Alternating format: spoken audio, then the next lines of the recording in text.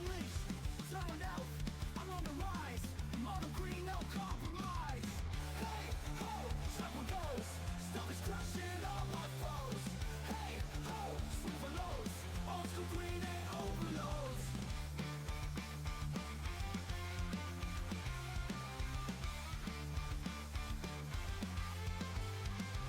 Giant growth, up and high. Swing with all, come and die. Scratch, fight, feel the fight. Mono green, I win the fight. Hey fellow old schoolers, Echo Greg here with another recorded webcam match. This one is round 2 of the Winter 26 Guild House EC event. It's a Swiss style event. We play one game every week and then pairings are done based on record. So I'm currently 1-0. Here is my deck as a quick refresher. So it's a 4-strip version of my Green Lightning deck. So typical mono green with a red splash for Bolt in the main and some key sideboard cards, Artifact Blast for the Trikes, Real Elemental Blast for those pesky blue cards, Disintegrates for Trolls and a little extra damage against certain decks, and Falling Star against other weenie matchups. Other than that, it's pretty typical mono green. The usual creature package, 4 pixies, 4 elves, 4 folk, 4 sprites. I prefer the Urnums over the bottle, so I have 4 Urnums and some cities to help with the mana. It's also got Crumbles, Necessary Power in Lotus and Moxen, and Mazoviths, Giant Growths, and the land package, Forests, Pendlehavens, Factories, Taigas, and of course 4 Strip Mines because it's EC. So here in round 2, I am facing off against a little bit of a mirror. It is a DFB green, so the black splash. I'm playing Barbarian Eric, so let's get into the games. So Eric leads. He won the die roll. He leads off with a Bayou into an elf, a dark elf, and then passes the turn. So I feel pretty good about this matchup. Even if he's running Urnums, they just bounce off each other, but I have the bolts for all his weenies, and post sideboard I can bring in like Falling Stars and things like that. So I think the red splash really seals the mirror up pretty well, but you never know. So we'll take a look. So I lead off with a Taiga and a Ruby into a Scavenger Folk. Eric just drops a Factory.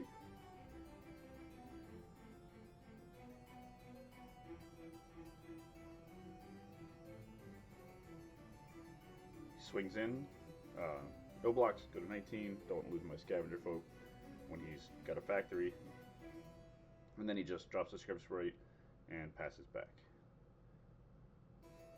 So I play Factory of my own. Next, he doesn't have the mana to activate, so I swing in, dropping him to 19, and I just pass back.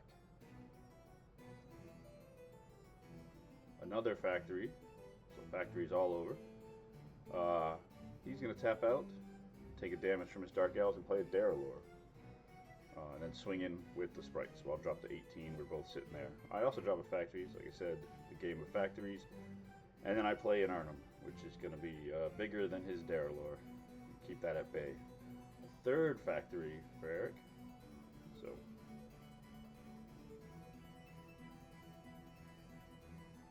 that's going to really clog up the board, but with my Scavenger Folk, it's going to make some of his moves trickier. So Eric comes in with both his 1/1s. I, with him only having 1 mana up, am going to block the Dark Elf. He can't double Giant Growth. I'll take 1, and his elf dies. Not sure what the play there was, with why he swung in with that. I think maybe he was just trying to swing a bluff through, but I didn't quite have enough color mana. If he had 2 green sources open, I probably would not have blocked. So I'm going to give his Sprites Force Walk, and then I'm going to crack in with the Urnum, see if he's willing to block. I believe I have a Crumble in hand, as well as possibly a Giant Growth, which is why I was willing to send that in. So he's going to come in with both his guys. Not activating any factories yet because I have the scavenger folk. So I'm going to activate a factory, block a Derelor, and yep, there's a giant growth. So Derelor is gone. I will take the one from the sprite. And there's a second Bayou. And a spinning slug. So on tap, keep the force walk. And swing with the Urn.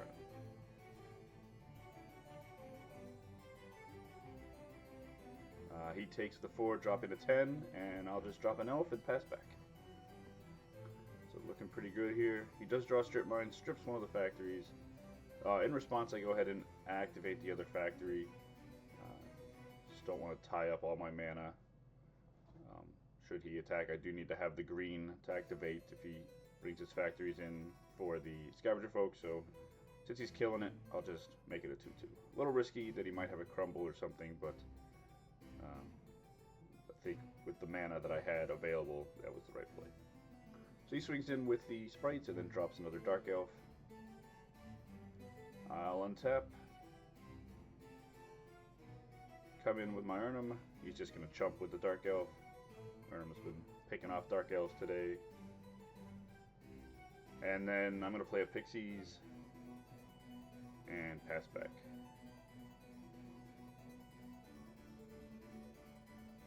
City of Brass. And he mind twists me, so in response I bolt him down to 7. And just to be safe, I giant growth the Pixies, and then the card remaining that I discarded of the 3 I had is a Chaos Orb. So no attack, he just passes back. I go ahead and swing in with the Urnum, he chumps with the sprites. And then I play sprites of my own, and then pass back. Yeah, and then Eric realizes that my board's just too fresh, he's at too low life, he just scoops him up. So we move on to game number 2. So yeah, again, sideboard for this, I'm definitely bringing in the Falling Stars. I'm taking out Pixies. Pixies, even though they were would have been pretty good against those factories early on, it's not really great in the mirror matchup because too many 1/1s. Pendelhaven comes into play, and I'm just spending 2 mana to have a guy killed by a 1/1. So usually board the Pixies out. In this case, I'd probably bring in 2 Dervish as the extra 2 cards. Not that Dervish is super great in the matchup, although it does help a little bit against the Black Splash because he's bringing in terrors. He can't be terrored, and if I can get an early hit in or 2, then I can really start to outclass the other weenie creature, especially once you get it to a 3/3, because then it gets out of factory, or it can block a factory, and it can just kill anything Pendelhaven. So, but it's really more of just it's slightly better than the Pixies are. So that's really why I board those in. Pixies are real bad in the mirror. So we shuffle up.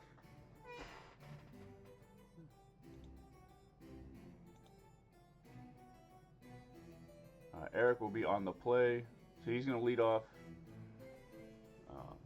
with, I believe that's just an Altered Forest into a Scavenger Folk and an Emblem.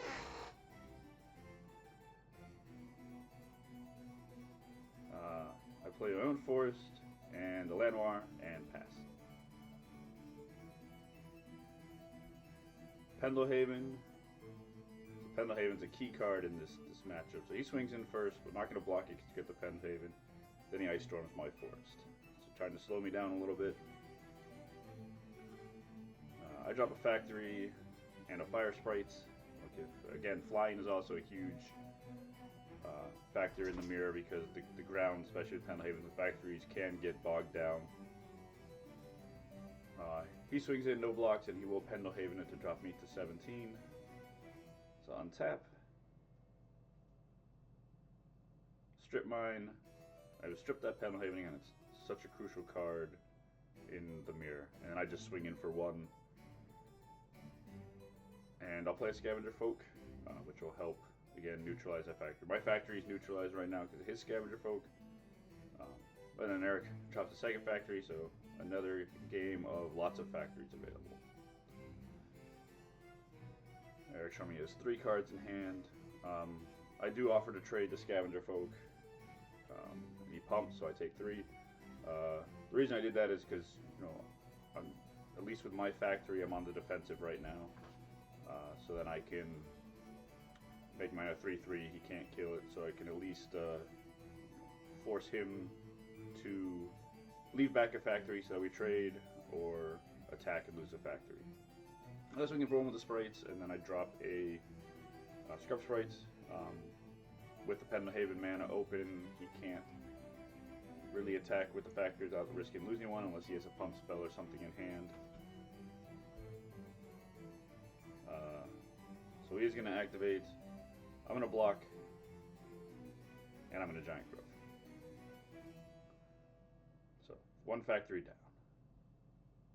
Oh, looks like he might have a response of some sort. In response, he's going to decide to Terror the sprites, so save his factory.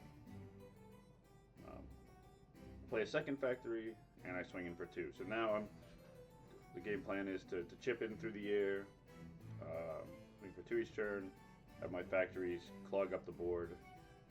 I could make 1 a 4/4 right now, so even if he only attacks with 1, he can't kill my factory without a Giant Growth or something.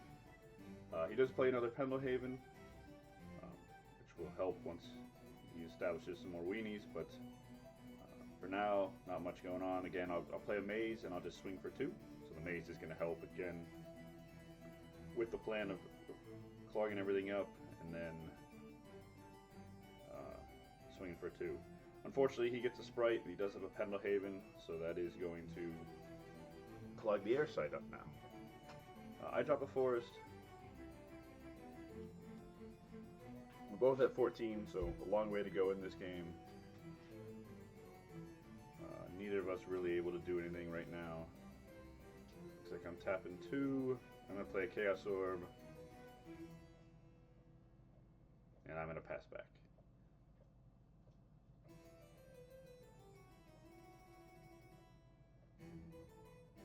So Eric doesn't do anything. End of his turn, I activate. And I think at this point, Sprites is probably the bigger threat, or at least not threat, the bigger roadblock. So I take that out. Again, he could have Giant Growth and something, so I don't want to get into a case. I have the Maze to save it, but I really just want to be able to swing in for damage. So I take the Sprites out instead of the Pendelhaven. The other risk for taking out Pendelhaven is, as you saw, I've already taken out 1 Pendelhaven and he's drawn another. I also do have strips, so likely I could draw a strip for the Pendelhaven, but it feels real bad to kill a Pendelhaven and have them immediately play another Pendelhaven. So Eric's going to drop another Darrowlord, or the first Darrowlord this game, but not too worried about that. I do have the Maze, and again, just chipping through the air. So swinging for 2, dropping to 10, pass the turn.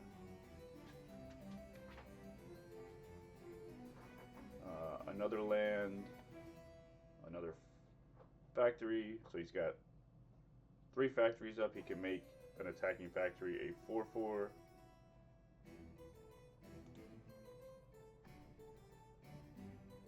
So I'm going to animate my factory.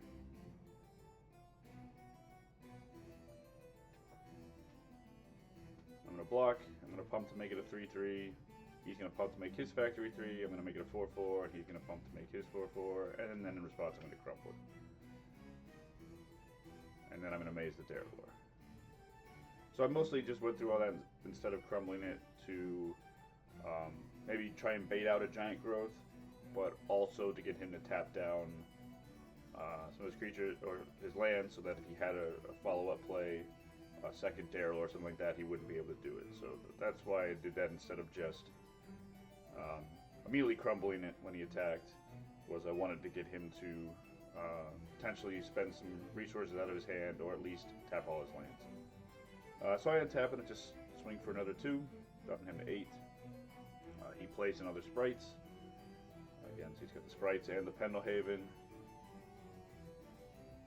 And at this point, not a lot I can do. I attack. Just to see, he blocks, he pumps, and I pump 2, and then I Giant Growth. And I did the pump thing first because, again, there's a chance he's got a Giant Growth in hand. If I pump with Pendelhaven first and then Giant Growth, then they're both 5/6s. He's showing me off a real cool Willow Altered, I believe it's a elf.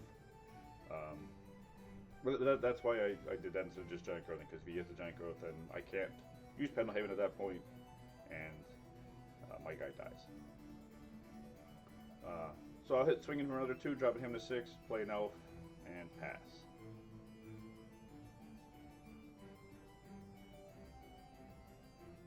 So feeling pretty good about where this game is going. There's a Dark Elf for Eric. Again, can't really get a good land attack in. I just have to chip away and hope that I can get the next 3 turns before he draws another flyer. It is nice that he's only got the 4 Sprites, and I've already killed 2 of them, so it's pretty unlikely that he'll draw those. Chip for 2, dropping to 4. I also have several more flyers in my deck that I could draw that would help. So just gotta keep trucking. Swinging for 2, and a Giant Growth. Game over. So he shows me his hand. He did board in City in a Bottle, or he had it in the main deck with the City of Brass. I'm not quite sure. I didn't see his main deck. Those are some good games. Again, I think I am favored in the mirror because of the red splash. The bolt didn't really come up. I had the 1 bolt in game 1 that I just threw to the face because he mind twisted me. But didn't see bolts, didn't see any of the falling stars that I brought in. So the red didn't really have much of an effect, other than the potential of mind games that, I might have a bolt in hand, so he's got to play a little differently. But really what it was having, in game 2 especially, having the extra flyers in the deck. Got there, and in game 1, just the earn them and being able to attack and really keeping his factories at bay with the scavenger folk. So, well, that was it. 2-0 in that. So 2-0 in the event. Thanks for watching, everyone, and I will see you next time.